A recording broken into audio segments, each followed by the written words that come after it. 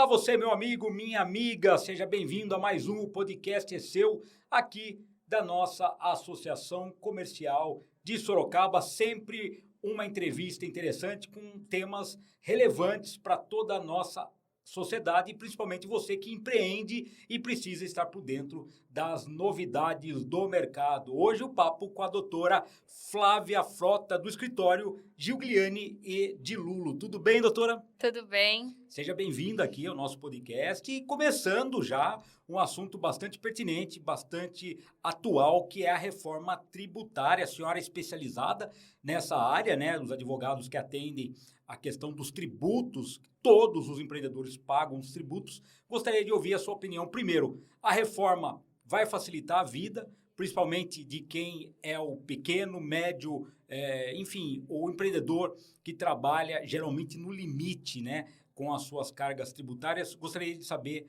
a opinião da senhora. Então, bom, primeiro agradecer o convite, é um prazer estar aqui. A reforma tributária, ela é um assunto muito controverso, na verdade, e infelizmente ainda está faltando muito conhecimento sobre esse assunto, principalmente para os empresários. O sistema tributário brasileiro, ele é muito complexo, ele sempre foi objeto de questionamento no ordenamento jurídico pela complexidade. Então, hoje a gente tem aí, né, inúmeros impostos, inúmeros tributos, alíquotas diferenciadas dentro dos estados, dentro do mesmo território nacional. E a reforma tributária, ela veio, na verdade, com a intenção justamente de simplificar essa cadeia tributária. Então, o projeto original, ele busca justamente reduzir esse amplo número de impostos que a gente tem e centralizar tudo, que está sendo muito comentado agora, né, no IBS e CBS. Então, imposto, né, sobre bens e serviços e a contribuição sobre esses bens e serviços. Ela vai sim trazer um impacto, obviamente, só que é importante entender que toda a aplicabilidade dos efeitos da reforma tributária, ele vai se dar de forma transitória e progressiva. Então, assim, tem início agora, já em janeiro de 2026, já vai começar a ter substituição de impostos e tributos, as alíquotas já vão começar a ser alteradas, e à medida em que vão entrando esses novos impostos, vão saindo os impostos anteriores. Então, é muito interessante e é o momento correto do empreendedor buscar um planejamento agora tributário para que ele possa entender os impactos da reforma tributária para a sua própria atividade. Então, assim, os prestadores de serviços serão os mais impactados a princípio, tá? Com os efeitos da reforma tributária, por aumento de carga fiscal. Só que é muito interessante também a realização de um planejamento tributário, porque a gente consegue identificar os efeitos que vão incidir sobre essa empresa, sobre essa atividade que ele desenvolve e traçar estratégias para otimizar isso. Então, fazer uma revisão ali, né, dos códigos que ele utiliza, identificar se ele tem algum crédito que ele poderia tomar enquanto ainda não se extinguem, por exemplo, PIS e COFINS, e aí ele poder aproveitar isso antes que haja extinção desses tributos, e até auxiliá-los também na questão de precificação. Então, eu acho que é muito interessante, né, eles já buscarem esse planejamento de forma preventiva para entender, de fato, o impacto que a reforma vai trazer para o negócio deles e aí, juntos, conseguir construir, né, uma maneira para que eles diminuam ao máximo, né, esses efeitos não tão positivos no caixa da empresa. Doutora Flávia, quando a gente pensa em Brasil, a gente sempre lembra que o brasileiro deixa tudo para a última hora, né? A senhora tem percorrido as empresas, tem conversado com os empresários, eles têm, por exemplo, essa noção de que eles precisam entender da reforma justamente para que os serviços sejam mais otimizados, sejam benéficos para eles e se deixar para a última hora, a gente sabe que acaba se prejudicando até no planejamento. A senhora percebe essa necessidade do empresário? Olha, demorou bastante. Eu confesso que a gente sentiu que, por muito tempo, os empresários eles estavam relativamente omissos a essa alteração. Era bem essa situação, né? Sabia que ia acontecer, mas tinha na cabeça, vai demorar, ainda dá tempo, depois eu vejo isso. Atualmente, eu tenho sentido, principalmente lá no escritório, que a busca cresceu, assim, de uma velocidade muito, muito acelerada. Então, querendo ou não, agora a gente já está praticamente no final do ano. A partir de janeiro de 2026, os efeitos da reforma vão ser efetivamente inseridos no contexto. Então, já não tem mais momento, né? Se não for nesse momento, realmente eles vão ter que passar a entender e se adequar com o barco correndo. É O jogo aquela história acontecendo, de né? você trocar o pneu com o carro andando. É. Então, assim, ainda tá dentro de um limite daquilo que a gente consegue auxiliar, até por questões de precificação, fazer os contatos com o contador, né? Normalmente a gente faz esse trabalho conjunto. É Então, verdade, com o escritório de contabilidade. Exatamente. A gente sempre ressalta a importância da parceria que a gente tem com o escritório de contabilidade, porque o advogado tributarista, ele tem um ramo de atuação muito específico. E o contador também tem um ramo específico, indispensável e operacional. Então, no nosso escritório, a gente atua fortemente com parcerias de contadores, os trabalhos eles são desenvolvidos em parceria. Tudo que é recomendado passa pela aprovação dos contadores, né, da empresa. Então, realmente esse é o momento. Eu tenho notado que os grandes empreendedores estão se preocupando um pouco mais do que os pequenos.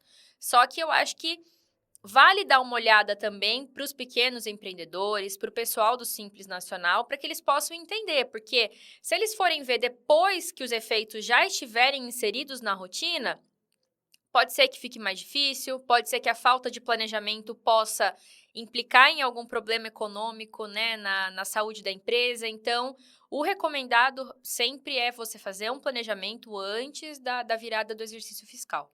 A gente conversa com a doutora Flávia Frota, falando sobre direito tributário e também a reforma tributária. Quando a gente fala em impostos, a gente fala que a carga tributária no Brasil é altíssima, né?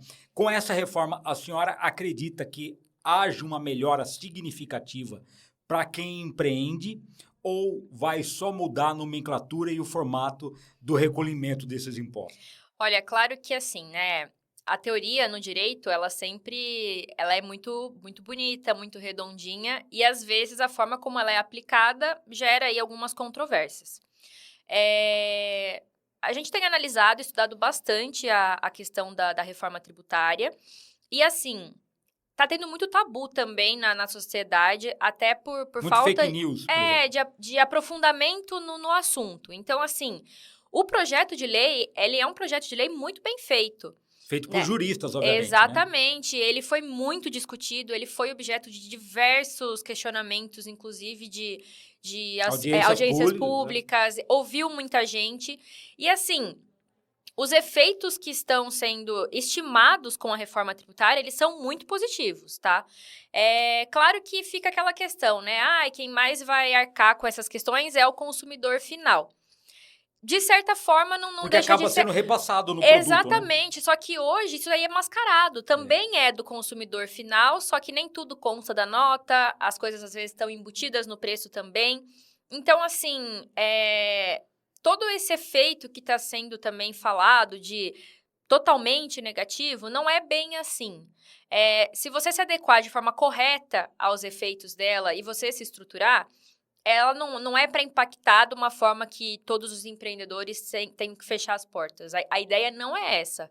E isso mesmo hoje, mesmo antes, né? Se todo empreendedor tivesse a consciência da importância de ter uma assessoria jurídica especializada nessa questão de tributos, certamente muitos estariam menos endividados, né, nas questões de passivo fiscal, teriam encontrado algumas oportunidades de reduzir essa carga, planejamentos que são estratégicos, identificação de tomada de crédito, conciliação junto com o contador para identificar eventual substituição ali de classificação fiscal de produtos que possa reduzir a alíquota.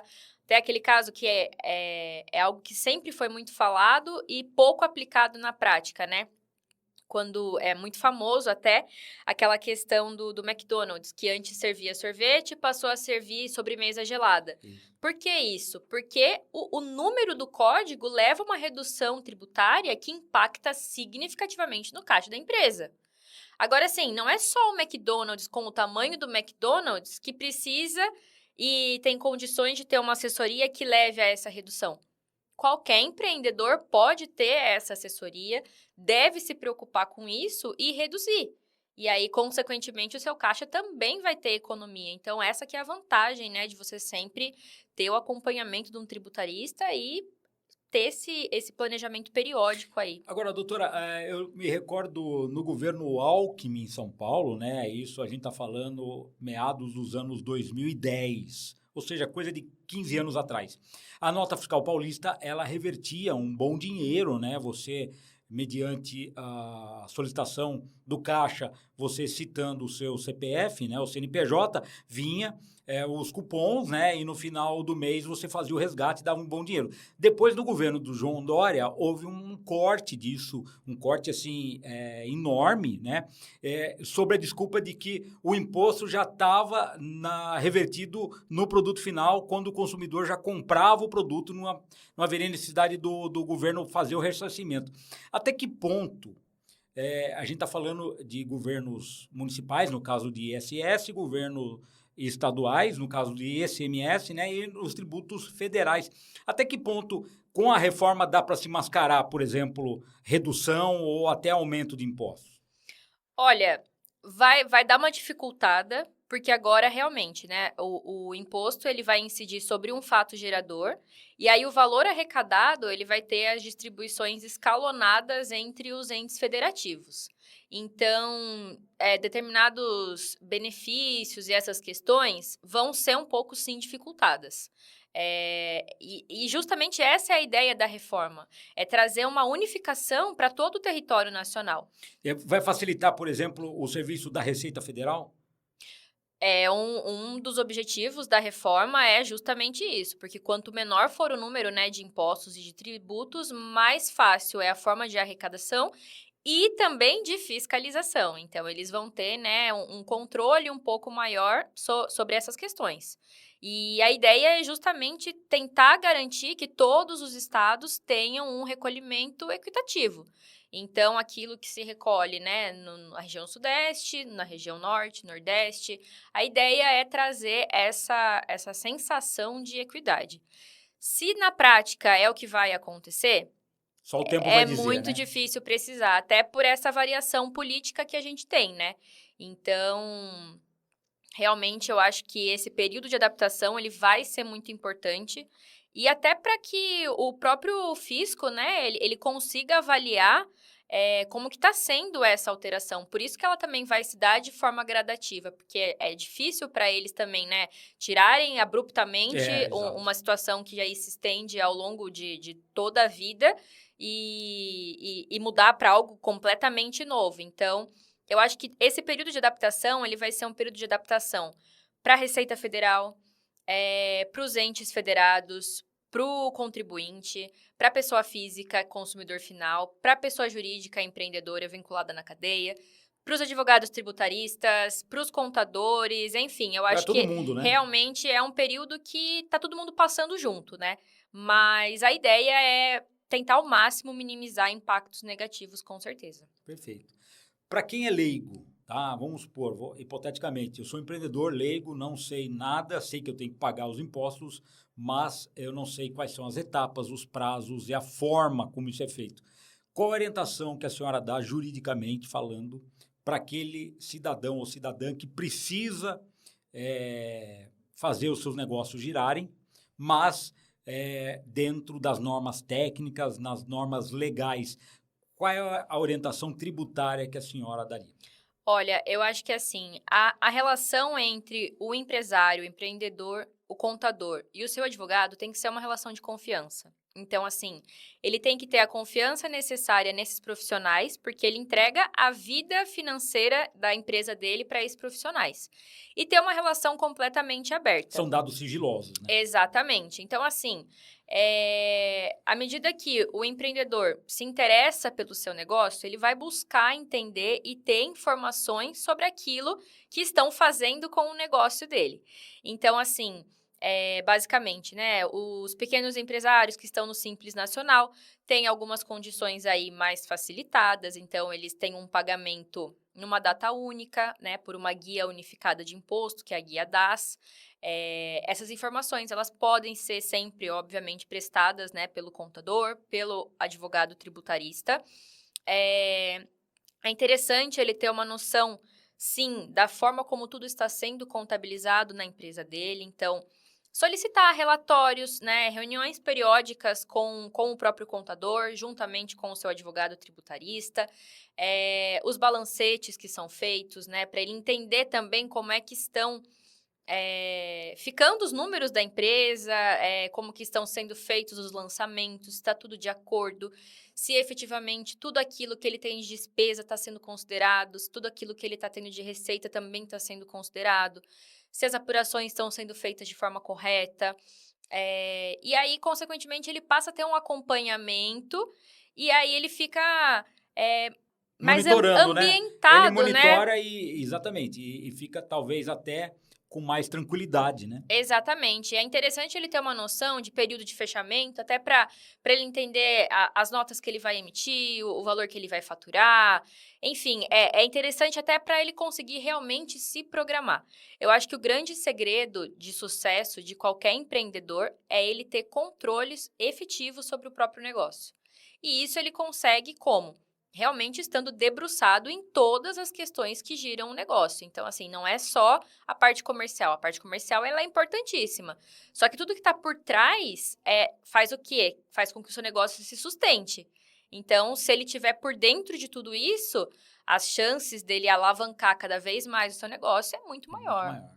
Doutora Flávia, o bate-papo está muito legal, mas infelizmente o nosso tempo é curto. Ia pedir para a senhora deixar os canais de contato, tá, do escritório Giuliani e de Lulo, né? Tá ótimo. As redes sociais, enfim, se tiver site também, para nosso associado ou associada quiser procurar. Tá ótimo. Bom, pessoal, nosso escritório, ele fica em São Caetano do Sul, mas nós fazemos o atendimento de forma remota, também conseguimos atender aqui na região de Sorocaba, através da parceria que a gente tem com a Associação Comercial. As nossas redes é o @Giuliani de Lulo, pode procurar a gente, estamos no Instagram. O nosso site é giulianidelulo.com.br. Lá também fala um pouco da nossa história, a história das sócias fundadoras do escritório, todas as nossas áreas de atuação, mais especificamente o nosso foco, que sempre é o direito tributário consultivo. Maravilha, muito obrigado pela sua presença. Eu que agradeço a oportunidade, sempre. Obrigada. Essa foi a doutora Flávia Frota, né, falando um pouco sobre a reforma tributária, ela que é especialista em direito tributário. Obrigado pela sua participação, pela audiência e até mais um episódio de O Podcast é Seu. Olá, seja bem-vindo você, meu amigo, minha amiga, a mais um podcast é seu deste mês de novembro. Conversamos agora com a doutora Karine Porcel, ela que é especialista em direito das áreas da saúde. Seja bem-vinda, doutora Karine.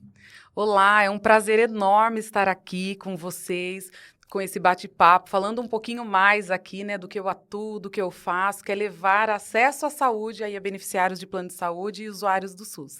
Doutora, qual que é o maior desafio hoje? A gente está falando de 2025, né? Praticamente já terminando o ano.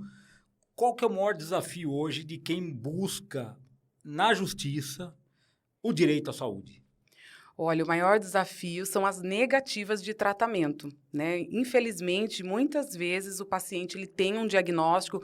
Por exemplo, nós estamos aqui em outubro, né? E fala-se muito aí da campanha do Outubro Rosa. Então, pacientes oncológicos têm aí o tratamento prescrito e o maior desafio são as negativas de tratamento, de quimioterapias, radioterapias, imunoterapias, tratamentos que vão trazer ali uma melhor qualidade de vida, sobrevida, e infelizmente isso acontece de forma muito corriqueira. Ou seja, o paciente acaba pagando o plano de saúde, em muitos casos, a vida inteira, né? Sim. Quando precisa,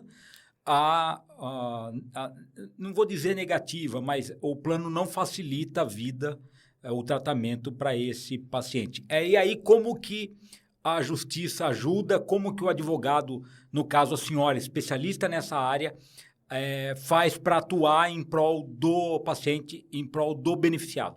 A primeira coisa que eu falo é não se conforme com a negativa, busque ajuda especializada. Por quê? Muitas vezes o paciente ele recebe aquela negativa de um tratamento ou mesmo de uma internação sob a alegação que está em carência contratual e ele se cala.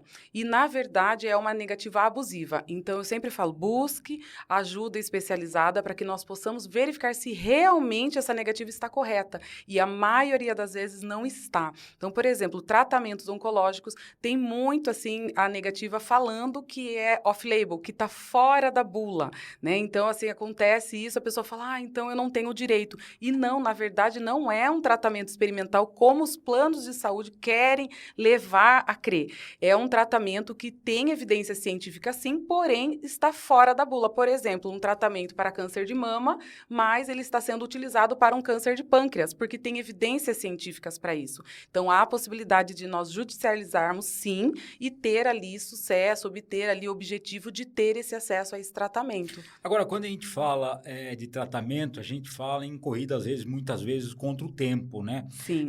Nesse caso, a justiça, você pede a tutela antecipada, a justiça Sim. concede e depois se debate o mérito, né? Isso Que mesmo. muitas vezes demora, às vezes, anos, né? Exatamente.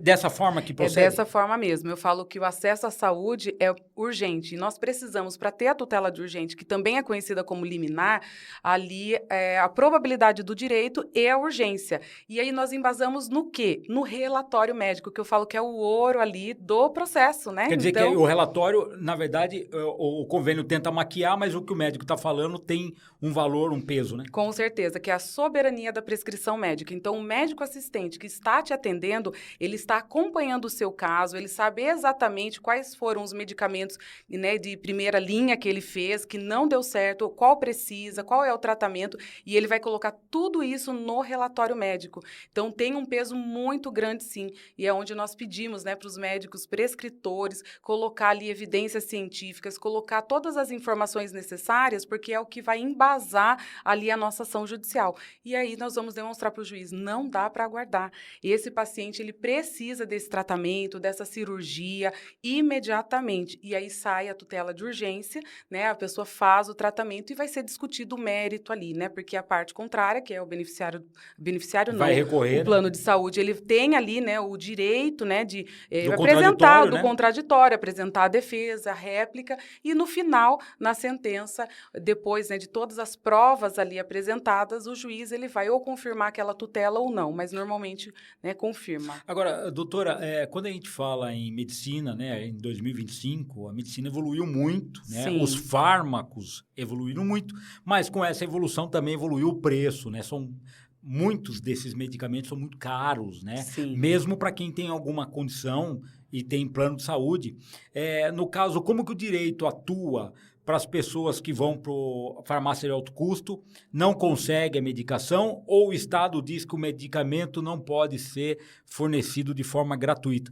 Como que a senhora também atua nessa área? No caso do SUS, né, precisa estar ali dentro, tem que estar dentro do rol ali, né, do SUS. Tem que estar incorporado ao SUS os medicamentos. Quando não estão, aí é uma outra estratégia jurídica, também judicializar, demonstrando ali alguns requisitos para que, no caso, esse usuário do SUS, ele venha ter ali o benefício, né, daquele tratamento. Mas há a possibilidade, sim. Então, vai ser necessário verificar os requisitos, né, a prescrição médica, qual a linha de tratamento, porque muitas vezes ele já fez um tratamento que está incorporado ao SUS, mas não teve o resultado necessário. Então, vai precisar de outro tratamento. Então, há possibilidade. Às vezes, a judicialização, ela é necessária e Sim. também é um processo de formiguinha, né? Porque Sim. você apresenta, volta, aí você tem que reapresentar de uma outra forma, Porque são medicamentos muitas vezes importados, caros. Sim, sim. O que nós sempre falamos para o paciente, ele trazer todas as informações, né, ali para esta análise jurídica, para verificar já todos os pontos necessários, fazer um relatório médico bem embasado para apresentar, né, ali no processo de forma já objetiva, né, para que venha a ter de fato ali um resultado frutífero, porque assim não dá para depois ficar mudando, né, no curso do processo. Então, o pedido administrativo foi feito, teve negativa, né, assim, qual foram os requisitos, qual foi a resposta ali do SUS, no caso, ou mesmo do plano de saúde, verificar todos os pontos, tem artigo científico, evidências científicas. Agora, doutora, é um trabalho de formiguinha, eu acompanho alguns casos, acompanhei muitos casos aqui em Sorocaba, na época que eu estava na imprensa, da seguinte forma, você consegue eliminar a tutela antecipada, o juiz te concede. Você, com essa liminar, você não pode esperar o plano ser notificado, porque tudo tem um rito e esse rito demora. Sim. E o paciente está necessitado lá, precisando da medicação. Exatamente. Como que a senhora trabalha, entre aspas, para conseguir um atalho aí, para fazer com que a coisa corra?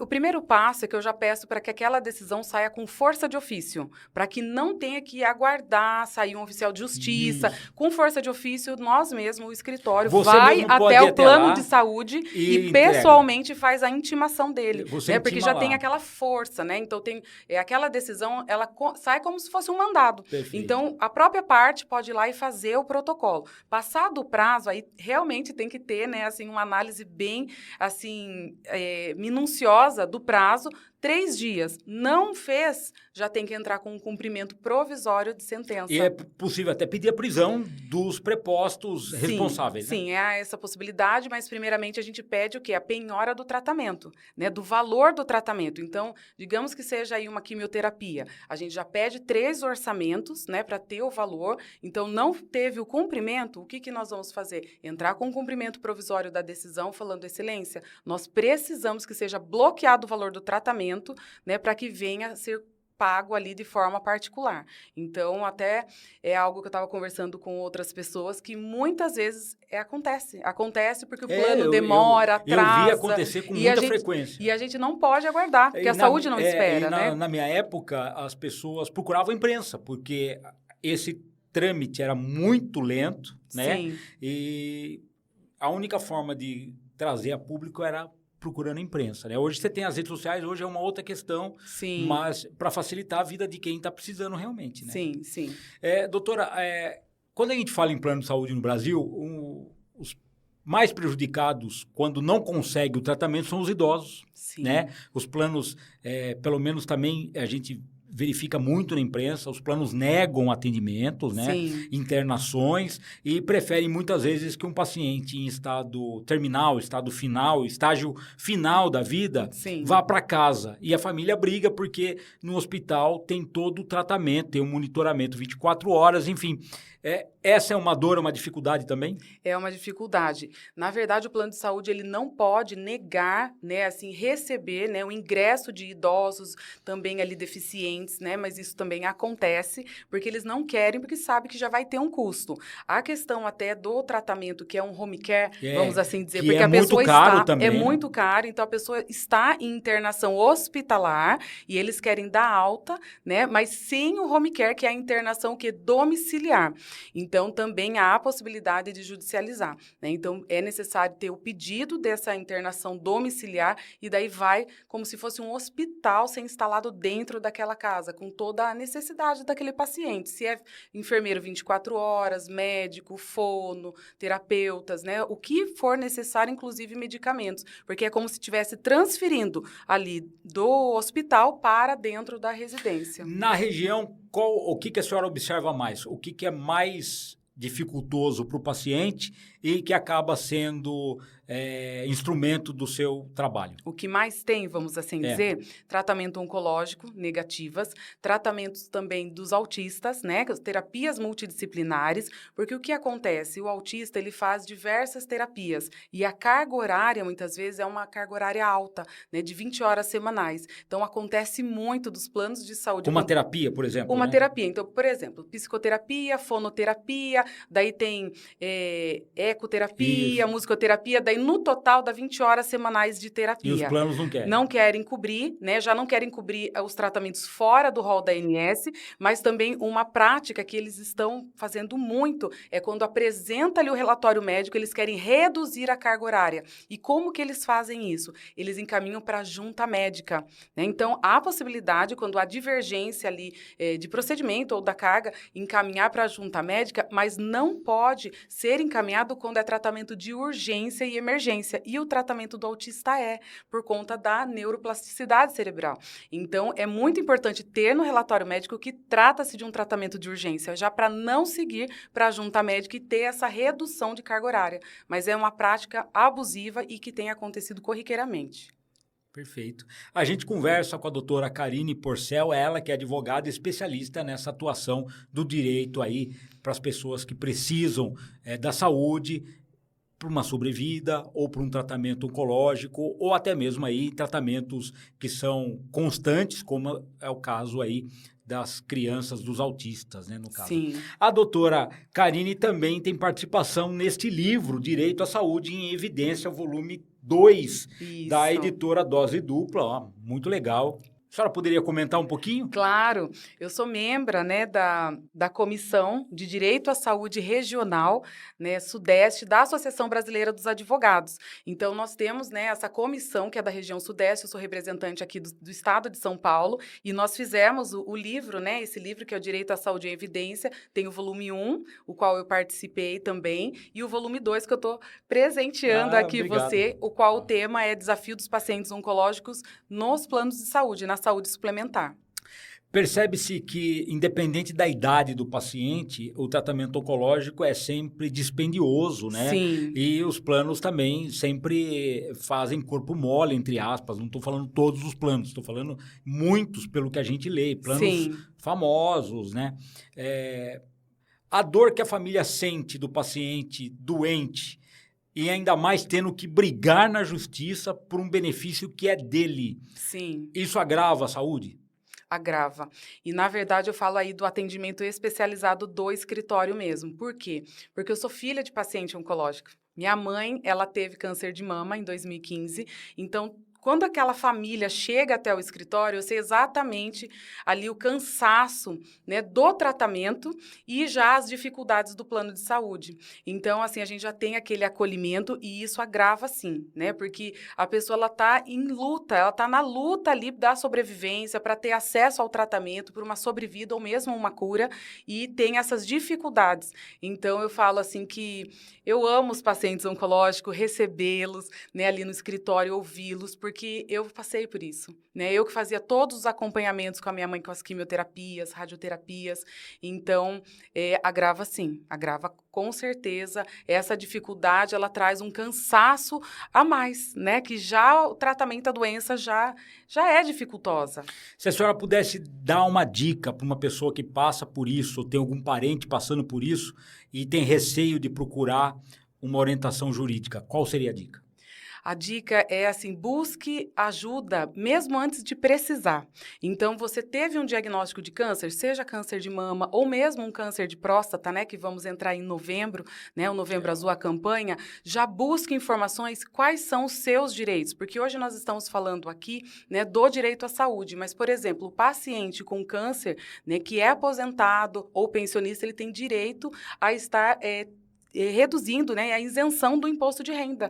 Então, é um direito ali que pode beneficiar aí financeiramente, entre outros direitos. Então, busque informação. A senhora tocou num assunto que eu acho importante a gente também mencionar. Quem está fazendo um tratamento oncológico e já está bastante debilitado na sua questão de saúde e já tem um certo tempo de trabalho, ele pode pedir aposentadoria? Pode sim. Se ele tiver contribuição, né, no INSS, há a possibilidade, sim, né, de pedir aposentadoria ou mesmo, né, o auxílio-doença, caso ele não tenha ainda o tempo, né, para aposentar, ou que não seja incapacitante, né, no momento, mas há essa possibilidade. E a senhora sim. também auxilia nessa área? Sim, auxilio. Perfeito. Doutora Karine, muito obrigado pelo bate-papo. Gostaria que a senhora deixasse os seus canais de contato, rede social, telefone, WhatsApp, site, o que tiver aqui nessa câmera, fazendo um favor. Certo. Eu quero deixar aqui para vocês, caso queiram me acompanhar no Instagram, é @KarinePorcel. Tem também o site cpadvocaciaespecializada.com.br e vou deixar aqui o WhatsApp do escritório, que é o 15 991 28 6294.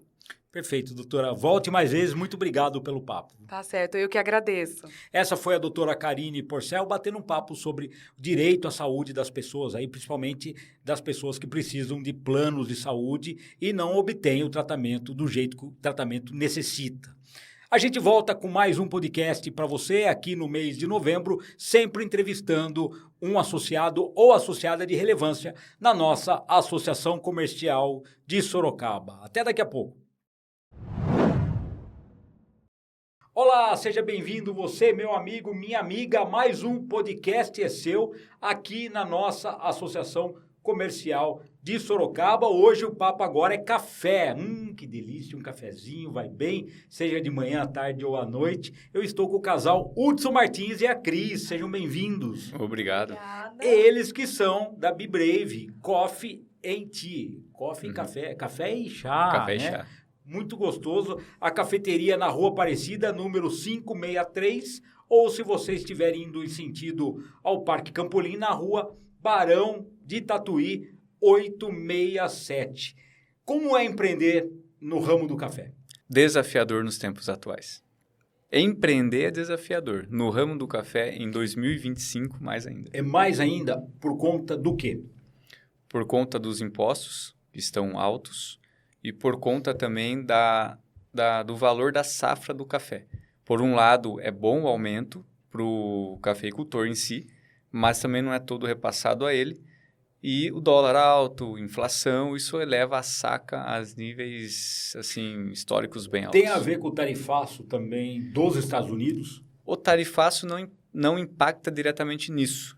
Deveria ser ao contrário. Mais café no país, o preço reduz. É verdade. Porém, os cafeicultores que têm esse café que não foi vendido para eles, eles guardam esperando a liberação do tarifaço para enviar esse café no preço atual. Ou seja, então, para nós que estamos na cadeia de torra de café e distribuição, não muda nada. Agora, Hudson, quais são as etapas? A gente sabe que o café final, que é o café que a gente toma, passa por diversos processos, né? Como que funciona desde a captação do café na fazenda até ele ser moído, torrado, enfim. Você poderia exemplificar para a gente? Sim. Falando do café que a gente trabalha, que é o café de especialidade. Por que de especialidade? Porque ele passa por vários processos que já foram testados, comprovados, ou seja, especialistas, desde o plantio até a colheita e processamentos que estão cuidando daquele café. Então, ele é colhido na fazenda de maneira diferente, mesmo que se use máquina, depois ele passa por outros processos de separação. Então, a gente usa o que a gente chama da cereja do café, que é o grãozinho bem vermelhinho, que é aquele que está mais doce e mais pronto para ficar um café de maneira bem diferente. Aí ele vai para um processo, e esse processo pode ser uma seca natural, pode ser uma seca com despolpa ou apenas descascado. E aí isso vai conferir algumas características para aquele grão do café, que é o nosso foco é o grão do café. Depois disso, ele vai para a parte de torra onde forma-se o perfil que as pessoas sentem, ou seja, aroma e paladar. Feito isso, aí vai para o serviço. E esse processo todo encarece o café ou o que encarece o café é a safra direto na fazenda? O que encarece o café ou deixa o café com preço melhor é, na verdade, o fato dele ser um commodity, então o preço dele flutua muito. Lógico que um processo de um café de seca natural, ele é mais barato do que um processo de café despolpado ou descascado ou que passa por algum uma fermentação, seja aeróbica ou anaeróbica. Quais são os critérios que você adota para a escolha da saca, para a escolha do café? O critério é a fazenda. Primeiro, a gente conhece a fazenda, ela tem que ter práticas de sustentabilidade, ou seja, como ela cuida daquela plantação, se ela usa agrotóxico, quantidade de agrotóxico, o tipo do herbicida que ela está usando, se ele é autorizado, se não é autorizado, o impacto que ele causa no meio ambiente e também na saúde humana. Então, tudo isso é avaliado. A partir disso, a gente avalia a colheita e o processo. Avaliou a colheita e o processo, tendo todos esses requisitos ok, aí a gente passa a comprar esse café. E aí, o preço, só para a gente ter uma noção, Hudson, o preço varia de safra para safra, varia de temporada para temporada. No caso, assim, se foi um ano que choveu muito, se foi um ano de um clima ameno, se foi um ano onde nós tivemos perdas por conta de agrotóxicos, enfim. Como que avalia o valor do café? Sim, por exemplo, eu tenho 1.000 pés de café. Então, esses 1.000 pés de café custam para mim, exemplificando, R$100.000, para que eu possa tratar, cuidar, colher e processar. Se durante um ano eu tive muita chuva e essa muita chuva prejudicou a colheita ou uma estiagem prejudicou a colheita, independente, eu vou colher menos, porém o meu custo é o mesmo. Então, com menos grãos para ofertar, eu tenho que aumentar o valor. Então, sim, tudo influencia. A gente conversa com o casal Cris e Hudson, né? Eles são da Be Brave, ó, café. Delícia. Se falar em delícia. Muito gostoso. A cafeteria funciona na Rua Aparecida 563 e também na Barão de Tatuí 867. Fala um pouco de empreendedorismo. Quais são os desafios hoje, Hudson, de se manter uma cafeteria em funcionamento com uma diversidade de produtos, né? Atingindo aí diversas classes. Você pode atingir desde a classe A até a classe trabalhadora, o pessoal que está de passagem para tomar um cafezinho e voltar a trabalhar. Então, qual que é o maior desafio hoje? Eu não digo maior, mas o desafio mais latente da atualidade chama-se mão de obra. Você contratar mão de obra. Contratar mão de obra. Você tem uma nova geração onde uma parte dela não tem interesse, né, em trabalho em si, manual. Eles querem trabalhos virtuais e você não consegue, então, acertar de maneira mais rápida ou na quantidade que você precisa dessa mão de obra. E isso tem sido o maior desafio desse tempo. Até porque é um trabalho artesanal, né? Você Exato. Tem que ter uma paciência. Sim. Você atende o público, você fornece os produtos que aquele público quer, você tem a paciência para tirar o café, pôr o café, enfim. Sim. Tem vários níveis, vários tipos de café no produto final, né? Tem café que você elabora com mais facilidade, tem café que é um pouco mais demorado, e isso tudo incide aí numa mão de obra um pouco mais específica. Nós temos o treinamento, a gente treina, eu já treinei baristas para outras cafeterias, para outros empreendimentos, mas a questão é a vontade de aprender.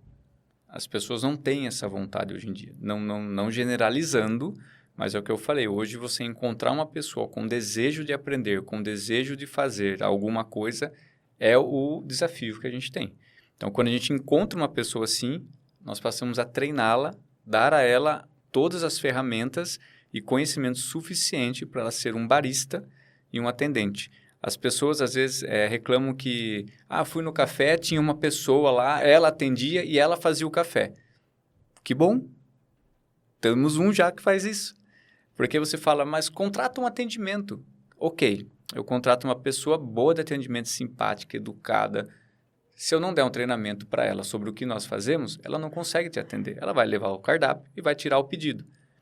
E a sua dúvida? E se você perguntar para ela, mas de onde vem esse café? O que esse café vai me oferecer de nota? Por que eu devo tomar esse café? Ela vai olhar para você e falar, vou chamar o barista. Então, o desafio não é pôr alguém no atendimento, é encontrar pessoas com vontade de aprender. Gostem do ofício, saibam, Exato. né? Quero aprender uma profissão, essa é a verdade. Ser um atendente já é uma profissão louvável, uma pessoa educada, uma pessoa que saiba conversar, que passe para você simpatia e confiança.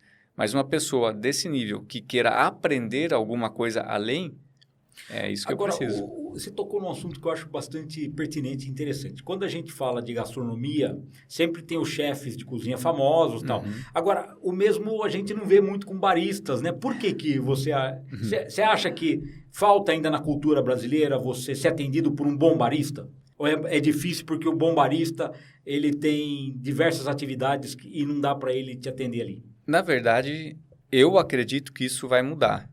Eu vejo que a gente tem ainda uns 20 anos pela frente para que isso comece a se tornar como o chefe da gastronomia. Perfeito.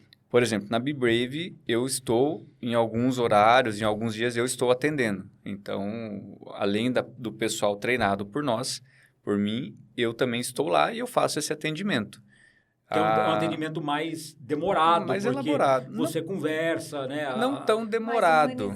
É um pouco mais detalhado, um pouco mais informativo, né? Te dá mais segurança. Mas é aí que também você fideliza o Sim. cliente, né? Aí você fala, poxa, eu fui atendido pelo dono, que também é barista, um cara gentil, um cara educado, um cara paciente. Muito Vou obrigado. voltar aqui, né? É verdade. Esse é um diferencial da Be Brave, não porque é atendido pelo dono, mas porque a gente passa o conhecimento. Então, a Be Brave, ela, quando começou ali em 2017 para 2018, quando nós iniciamos o processo de cafeteria, a ideia já era trazer o conhecimento e ensinar. Então, nós basicamente damos uma aula de como degustar o café, para quem deseja aprender. Então, nós educamos o cliente em como degustar um café, em como reconhecer o café, em como aproveitar aquela bebida que ela está tomando. Isso ela vai levar para a vida inteira, não é somente ali. Uma pessoa que não entende nada, chega lá, eu quero um café gostoso. Você, obviamente, tem na sua cabeça as opções que você vai oferecer. Sim. O que fideliza um cliente com a questão do café? O que fideliza, na verdade, é assim, se você é um cliente que não entende nada, mas se for até a Be Brave, o que vai acontecer?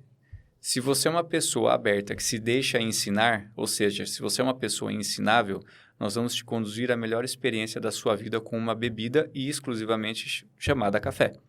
E você vai se apaixonar. Ou seja, é uma experiência extrasensorial até. Extrasensorial.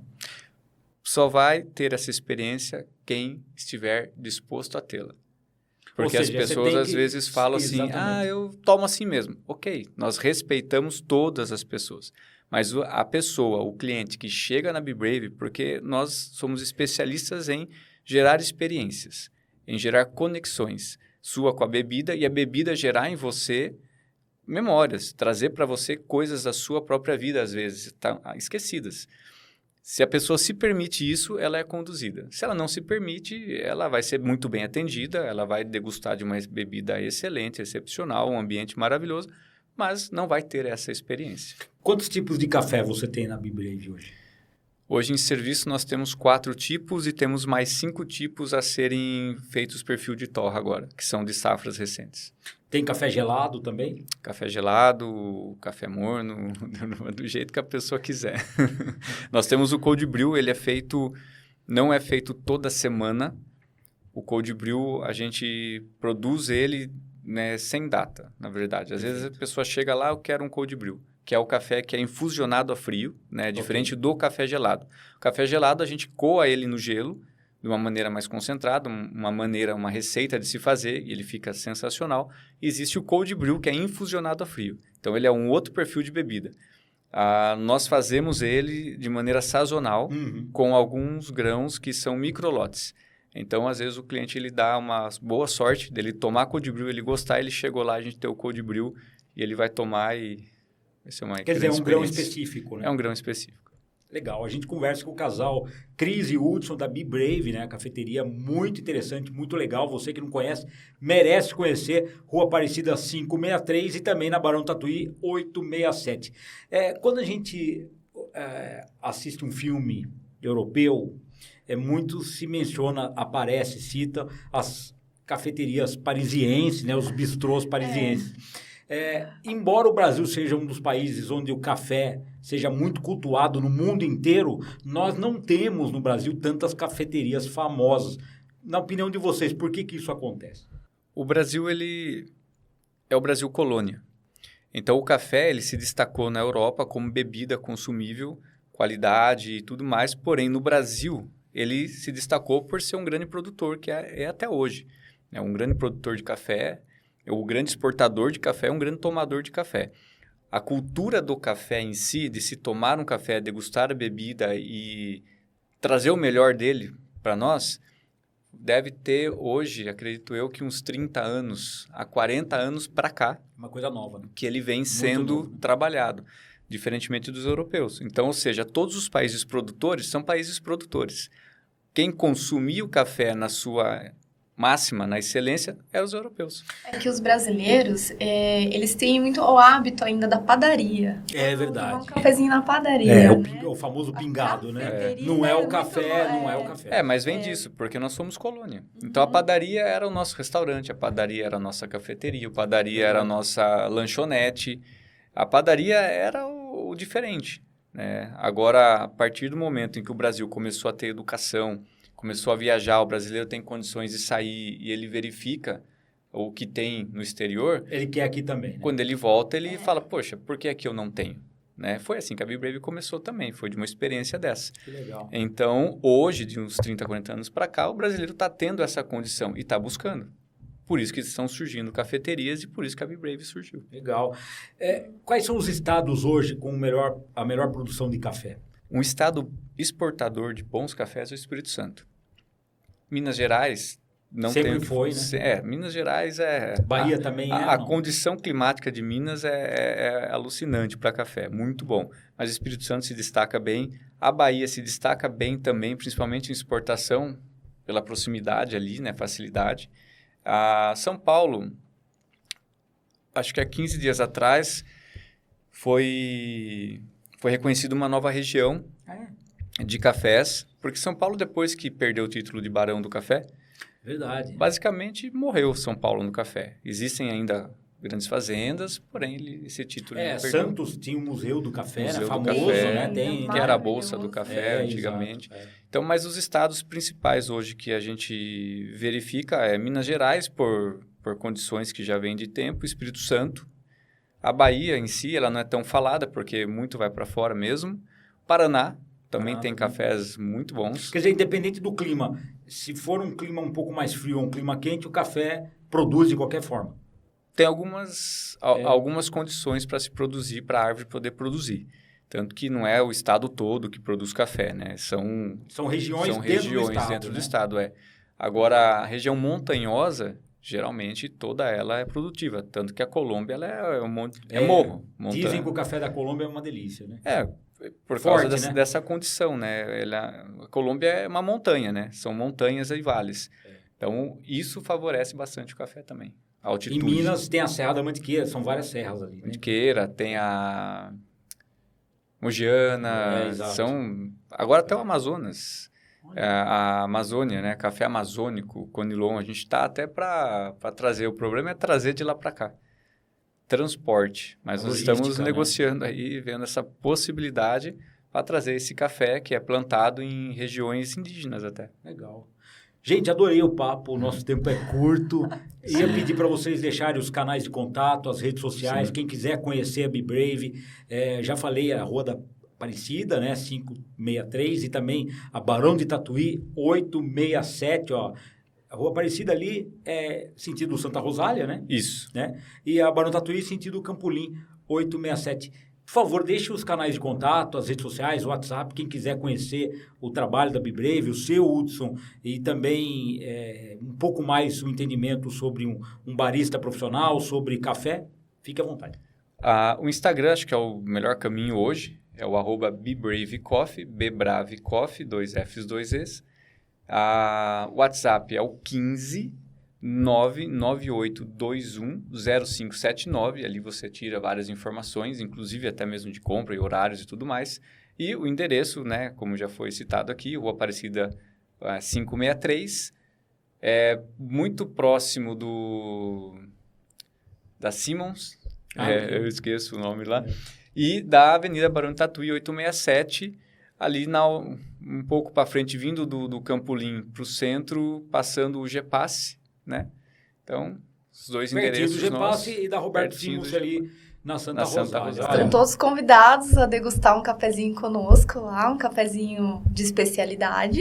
Temos o Jacobird, o turco, que você pode estar fazendo o turco com a gente. Bem legal. Muito legal. E tem os chás importados também. Legal. Gente, obrigado pelo bate-papo, Nós muito que gostoso, agradecemos. viu? Café, ó. A gente que agradece. Café é sempre gostoso. Café e conversa. A gente passa a hora Passa e a hora. nem sente, não. né? Gente, obrigado mais uma vez. Obrigado, Urso. Obrigado, A Cris. gente que agradece. Muito Esse é o obrigada. podcast É Seu, feito para você, associado, associada da nossa Axo. Daqui a pouco a gente retorna com mais um episódio. Olá, voltando com mais um episódio aqui do podcast É Seu, feito para você, associado, nossa associada, pela Associação Comercial de Sorocaba. Sempre uma entrevista interessante, com curiosidades do empreendedor ou empreendedora que faz a diferença na nossa região. Conosco hoje, o Massal da Casa de Carnes Conejeiro. Tudo bem, Massal? Tudo bem, Gustavo? Boa tarde. Obrigado pela oportunidade aí. Satisfação nossa de recebê-lo aqui no nosso podcast. O Massal sempre com novidades, né? O mundo da... Como que eu posso dizer? Não é açougue.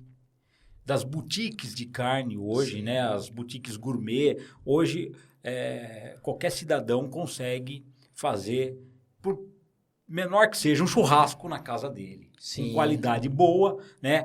Com cortes nobres, né? E a característica mudou. Antigamente, a gente estava batendo papo aqui, Isso. os nossos pais compravam 1 quilo, trazia para o almoço do final de semana, o churrasco do final de semana. Hoje, você tem aí ações extrasensoriais, por exemplo, de sabores, de temperos, de formatos de cortes, e o Massal vai explicar para nós hoje o que seria praticamente o açougue 4.0, né, Massal?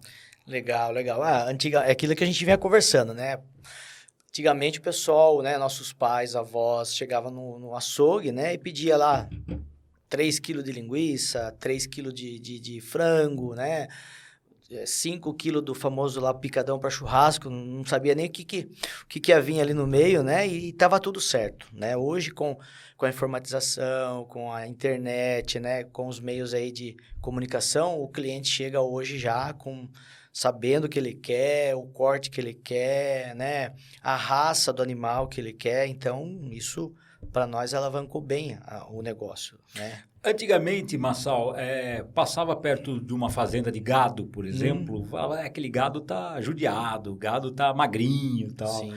Não vou comprar carne dessa fazenda, né? Não vou numa churrascaria tal que compra carne dessa fazenda porque o churrasco não é gostoso. Não é bem isso, né?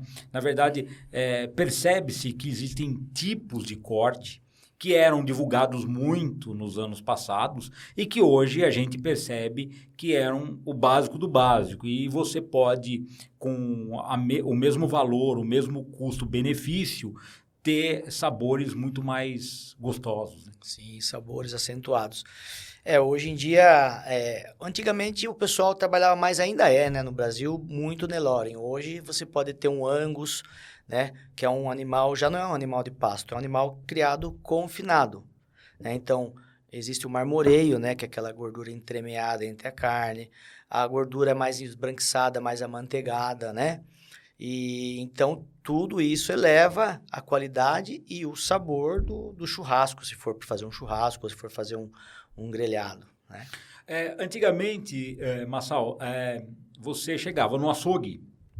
Eu sempre vou dar o passado como referência, porque é o que a gente costumava ver. E aí fala, eu quero 200 gramas de alcatra, quero um corte 100 gramas de filé mignon, por exemplo. Aí a peça estava em pé, o açougueiro ia lá, fazia o corte na frente, embalava e tal. Isso. Hoje em dia, como que é vendido? Legal. Esse é um ponto muito bacana que você está trazendo aí, Gustavo.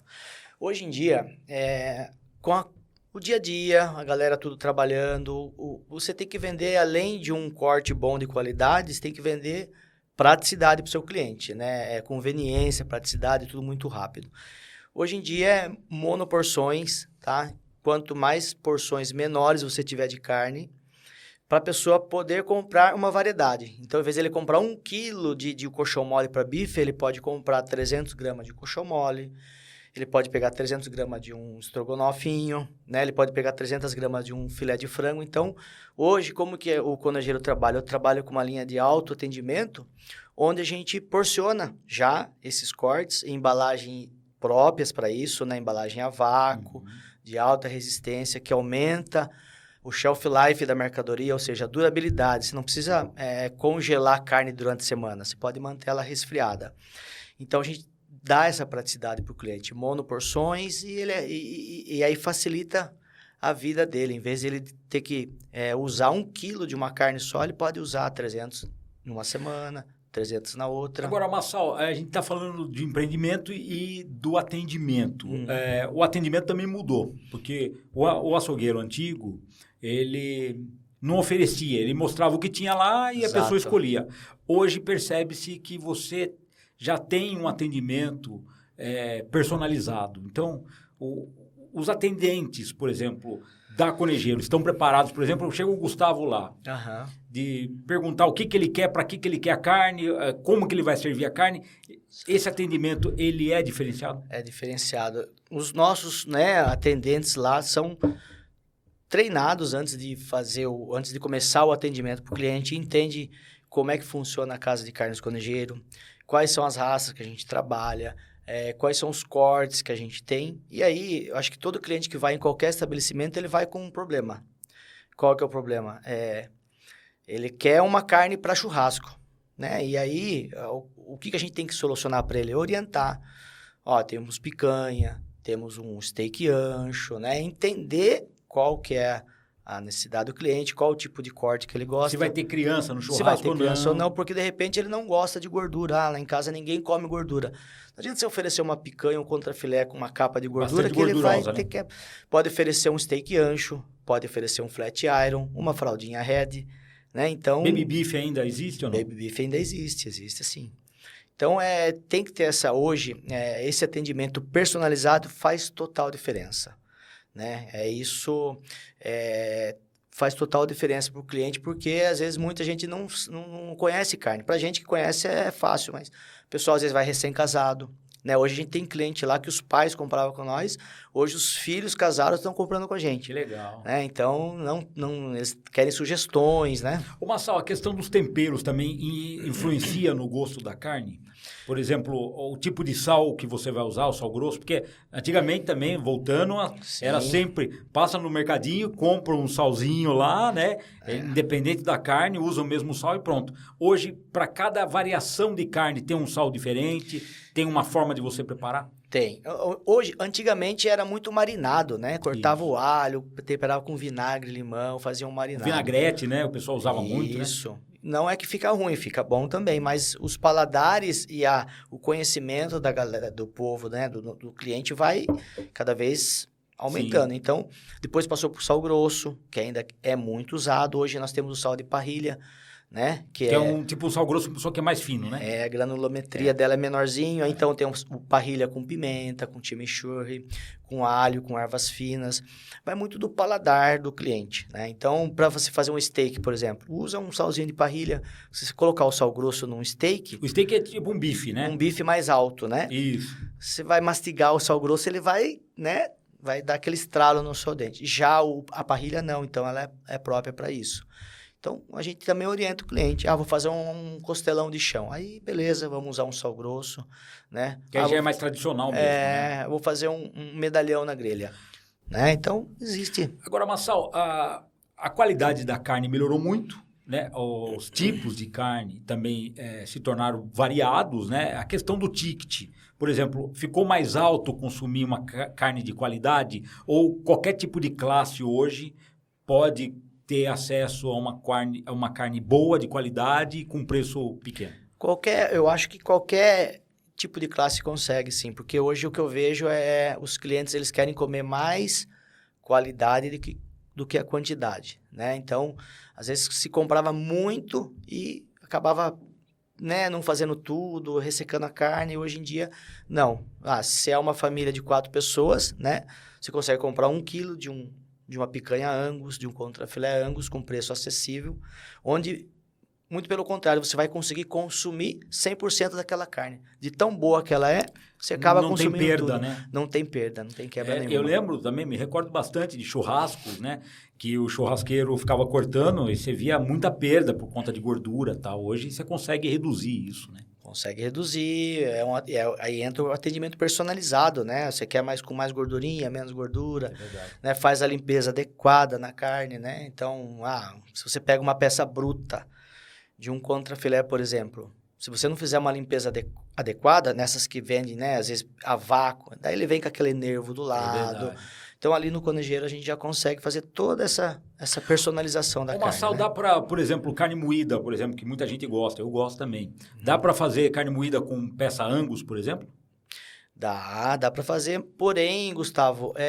Não é recomendável. Não é recomendável, porque uma carne moída, você pode fazer com Nelore, né? Que o preço é mais em conta e excelente qualidade também, né?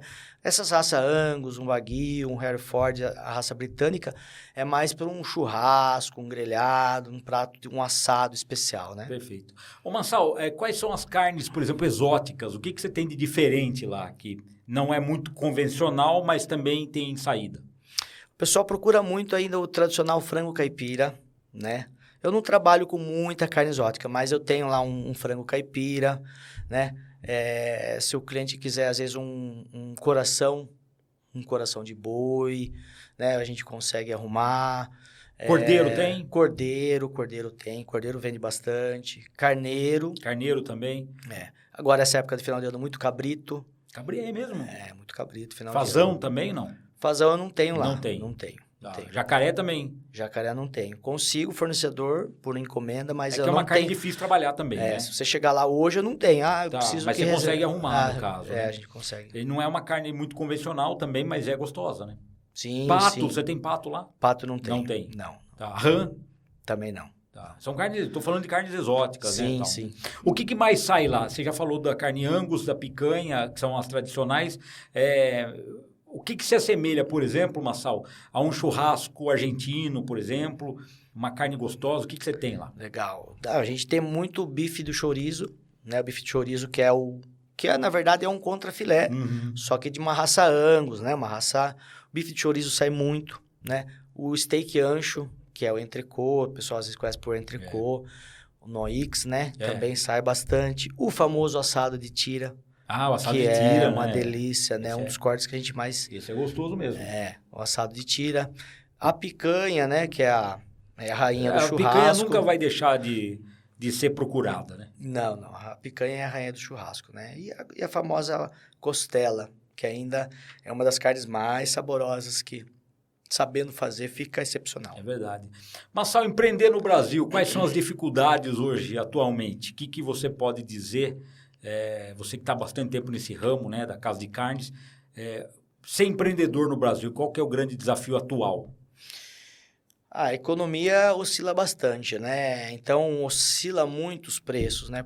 Por conta dos impostos. Então, as carnes são tarifadas, por exemplo, são taxadas em dólar, por exemplo, ou não? Não. Tem a interferência que quando está aberto a exportação, né? Então, Aumenta, porque daí o fornecedor prefere vender para fora do que vender aqui porque ganha mais vendendo para fora, né? Com certeza. E assim, acho que uma das dificuldades que está tendo hoje há um pouco da falta de mão de obra também, né? Também está enfrentando, né? Várias pessoas que passam pelo nosso podcast citam a falta da mão de obra, né? Sim. Mas faz parte do empresário ter que dar treinamento, né? Recrutar pessoas, fazer um trabalho de estudo mesmo, como se fosse uma escola, né? Às vezes a gente pega muitas... pessoa do zero e faz o treinamento, exato, né? Começa lapidando a pessoa, né? Sim, e tem. E lembrando, quando a gente fala de falta de mão de obra, não é que falta gente para trabalhar, é que as pessoas mudaram o conceito. Exato. Não querem, às vezes, trabalhar final de semana. Sim. Não querem trabalhar até, muitas vezes, à tarde. Sim, né? sim. Querem, enfim... Depois da pandemia, isso ficou mais claro, né? As pessoas gostam de trabalhos home office, né? E para quem atende o público, precisa estar presencial, não adianta. Presencial. E é o que faz a diferença, né? Exato, Assim, o atendimento humanizado. Humanizado, olho no olho do cliente, que é o que trouxe, graças a Deus, até aqui o Conejeiro, né? Hoje em dia, nesse mundo da tecnologia aí, com muito apps de compra, né? Um desafio que a gente tem também é isso aí, né? As entregas, falando um pouco de entrega, facilitou um pouco essa questão do delivery? Vocês atendem bastante delivery? Muito, total. Faz total diferença. E o nosso delivery é um delivery com horário programado, né? Então, a gente consegue programar o horário que vai ter alguém na casa, o horário que o cliente quer que entregue, né? A gente consegue antecipar alguma encomenda. Hoje, o cara que não tiver um delivery hoje numa casa de carnes, eu acho que num comércio varejista, ele morre. Tem que ter um delivery e um delivery organizado, né? Porque a pior coisa que tem é você programar um horário com o cliente e você não consegue entregar dentro daquele horário. Né? E agora, chegando no final de ano também...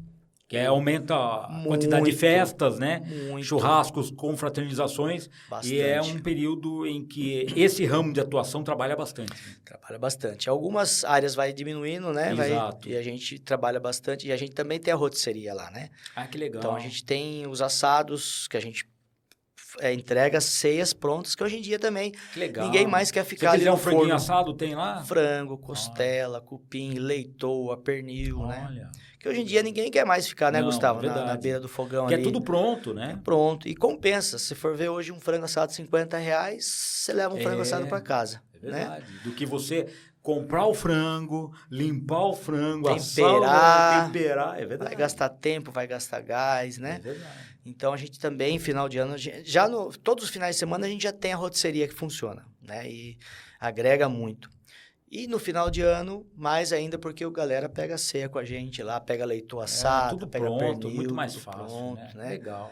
As famílias podem se preocupar em se arrumarem, né? Em se confraternizar, com a comida tá toda pronta, né? Exatamente. Massa, o papo tá delicioso, mas a gente precisa encerrar, porque já deu o nosso tempo. Eu ia pedir para você deixar para os nossos associados Legal. os canais de contato da Conejeiro, né? Quem quiser comprar online, quem quiser verificar a qualidade das carnes, tem algum site, tem as redes sociais, fique à vontade. Legal, pessoal. Ó, a gente tem o nosso Instagram, né? Que é o @Casa de Carnes Conejeiro. Temos também o nosso site, casadecarnesconejeiro.com.br. E a gente está na Avenida Matheus Conejeiro, número 170, em Votorantim. Passa lá, conhecer a nossa loja, tomar um café com nós, que será muito bem-vindo. Legal, Massal. Parabéns aí pela resistência, né? Cada ano que passa, a Casa de Carnes Conejeiro melhora a sua eficiência, a qualidade. Sim. E passou a ser um patrimônio de Votorantim, na verdade, né? Sim, a gente está desde 97 lá, né? E vai fazer 30 anos. Vai fazer 30 anos, uma empresa familiar, né? Eu e meu irmão Beni.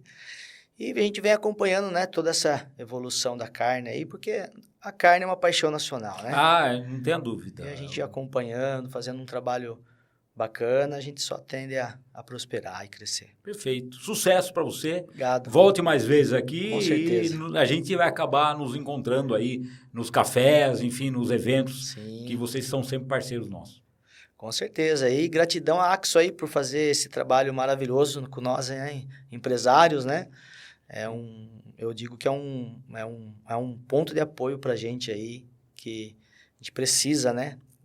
O empresário precisa dessa valorização aí que vocês fazem com a gente. Gratidão. Volte mais vezes, Massal. Obrigado, viu? Obrigado, valeu. Esse foi o Massal da Casa de Carnes Conejeiro, participando aqui do podcast Seu desse mês de novembro. A gente volta com mais um episódio para você aqui na nossa Axo. Forte abraço.